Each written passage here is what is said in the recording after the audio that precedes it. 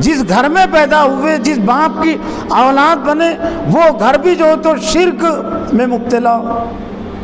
شرک کا مرکز بنا ہوا۔ آزر جو آپ کے باپ تھے وہ صرف مشرک نہیں تھے، مشرک تھے لیکن بت فروش بھی تھے، اور حکومت کی طرف سے وزیر بھی تھے، عام باپ نہیں تھے۔ تو گویا کہ باپ کی ناراضی کا مطلب ہے اقتدار کی ناراضی مول لینا۔ تو باپ بھی تھے لیکن باپ بھی ایسے ویسے نہیں، حکومت میں وزیر، اور وزیر بھی مذہبی امور کے وزیر، جو مذہب تھا قوم کا، مورتیوں کو بڑھاوا دینا، چاند و سورج کی پوجا پرستش سے لوگوں کو جوڑنا، یہ مورتیوں کی پوجا پرستش سے جوڑنا۔ ایسے گھر میں اللہ تعالیٰ نے حضرت ابراہیم علیہ السلام کو پیدا کیا، لیکن آپ کے قدم نہیں ڈگمگائے، ایک دن کے لیے بھی آپ مروب نہیں ہوئے۔ جیسے ہی آپ نے ہوش سنبھالا تو اپنے اوپر انہوں نے یہ بات واضح کر دی، اللہ تعالیٰ نے ان پر یہ بات واضح کر دی کہ باپ کا دین صحیح نہیں ہے، عقیدہ صحیح نہیں ہے۔ تو انہوں نے باپ کو بھی دعوت دی۔ سورہ مریم میں وَاذْكُرْ فِي الْكِتَابِ إِبْرَاهِيمَ إِنَّهُ كَانَ صِدِّيقًا نَبِيًّا إِذْ قَالَ لِأَبِيهِ يَا أَبَتِ لِمَ تَعْبُدُ مَا لَا يَسْمَعُ وَلَا يُبْصِرُ وَلَا يُغْنِي عَنكَ شَيْئًا يَا أَبَتِ إِنِّي قَدْ جَاءَنِي مِنَ الْعِلْمِ مَا لَمْ يَأْتِكَ فَاتَّبِعْنِي أَهْدِكَ صِرَاطًا سَوِيًّا يَا أَبَتِ لَا تَعْبُدِ الشَّيْطَانَ إِنَّ الشَّيْطَانَ كَانَ لِلرَّحْمَنِ عَصِيًّا يَا أَبَتِ إِنِّي أَخَافُ أَن يَمَسَّكَ عَذَابٌ مِنَ الرَّحْمَنِ فَتَكُونَ لِلشَّيْطَانِ وَلِيًّا۔ بہت ہی جامع دعوت۔ اے میرے ابا، آپ اس کی عبادت کیوں کرتے ہیں؟ لِمَ تَعْبُدُ مَا لَا يَسْمَعُ، جو نہ سنتا ہے نہ دیکھتا ہے۔ میں نے ممبر پر کھڑے ہو کر کہہ دیا، آپ نے سن لیا، لیکن بات اتنی آسان نہیں تھی۔ منظر کو سامنے رکھیے، یہ ابراہیم نام کا بھی ایک ابھی عنقریب ہوش سنبھالا ہوا بچہ ہے، ابھی نوجوانی کی عمر کو نہیں پہنچا، ابھی صرف ہوش اس کے اندر پیدا ہوا ہے، اور وہ اپنے باپ سے کہتا ہے کہ اے میرے ابا۔ اور کون باپ جو وقت کے اقتدار میں شریک ہے اور مذہبی امور کا وزیر ہے، اس کو ابراہیم اپنا بیٹا کہتا ہے کہ آپ اس کی عبادت اور بندگی کیوں کرتے ہیں جو نہ سنتا ہے نہ دیکھتا ہے، ولا یغنی عنک شیئا، اور کوئی فائدہ آپ کوئی مورتیاں نہیں پہنچاتی۔ تو ہم کو نصیحت لینا چاہیے، حضرت ابراہیم علیہ السلام کی صورت سے ہوش سنبھالنے والے بچوں کو نصیحت لینا چاہیے، نوجوانوں کو لینا چاہیے، یا کم از کم جو ادھیڑ عمروں کے ہو گئے ان کو نصیحت لینا چاہیے، معاشرے کی اصلاح سے متعلق، باپ دادا کی اندھی تکلیف سے متعلق، باپ دادا کے جو جاہلانہ طریقے شادیوں کے حوالے سے، عقائد کے حوالے سے، سیاست کے حوالے سے چلے آ رہے ہیں، باپ بھی اس میں مبتلا ہیں، بھائی اس میں مبتلا ہیں، چچا اس میں مبتلا ہیں، خاندان اس میں مبتلا ہیں، لیکن دلیل کیا ہے؟ باپ کو اور بھائیوں کو، خاندان کو دعوت نہیں دینے کی، صحیح بات نہیں کہنے کی دلیل کیا ہے نوجوانوں کے پاس؟ بڑوں کو کیا کہے؟ بڑوں کو کیسے کہہ سکتے ہیں؟ باپ کو ہم کیسے کہہ سکتے ہیں؟ چچا کو کیسے کہہ سکتے ہیں؟ دادا کو اور پھر خاندان کو کیسے کہہ سکتے ہیں؟ اور پھر حکومت کو تو کہہ نہیں سکتے۔ پھر اللہ تعالیٰ نے، کہ اللہ تعالیٰ کو مسئلہ معلوم نہیں کہ جس کی طاقت اور قوت نوجوانوں میں نہیں ہے، بچوں میں نہیں ہے، میں نے اس کی اتباع اور پیروی ان کے لیے ضروری قرار دے دی۔ قد كانت لكم اسوة حسنة في ابراہیم والذین معه اذ قالوا لقومهم انا براء منكم مما تعبدون من دون الله كفرنا بكم وبدا بيننا وبينكم العداوة والبغضاء ابدا حتى تؤمنوا بالله وحده، سورہ ممتحنہ کی آیت نمبر 4۔ قد كانت لكم اسوة حسنة في ابراہیم، تمہارے لیے حضرت ابراہیم علیہ السلام کی زندگی میں بہترین نمونہ ہے، صرف نمونہ نہیں،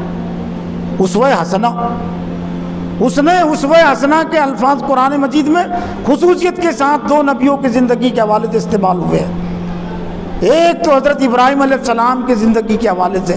اور دوسرے حضرت محمد صلی اللہ علیہ وسلم کی زندگی کے حوالے سے سورہ احزاب میں لقد کان لکم فی رسول اللہ اسوۃ حسنہ، تحقیق کہ رسول اللہ صلی اللہ علیہ وسلم کی زندگی تمہارے لیے بہترین نمونہ ہے، تمہارے لیے حضرت ابراہیم علیہ السلام کی زندگی بہترین نمونہ ہے۔ تو جن نوجوانوں کو کچھ دین کی توفیق ملی ہے، دین کا علم ملا ہے، جن بچوں نے ہوش سنبھالا ہے اور ان کو کچھ علم مل گیا ہے اساتذہ کے ذریعے سے، کسی اجتماع کے ذریعے سے، کسی کتاب کے ذریعے سے، باپ کو علم نہیں ہے، ماں کو علم نہیں ہے، خاندان کو علم نہیں ہے، تو خاموش نہ رہے، تماشائی کی حیثیت نہ رہے۔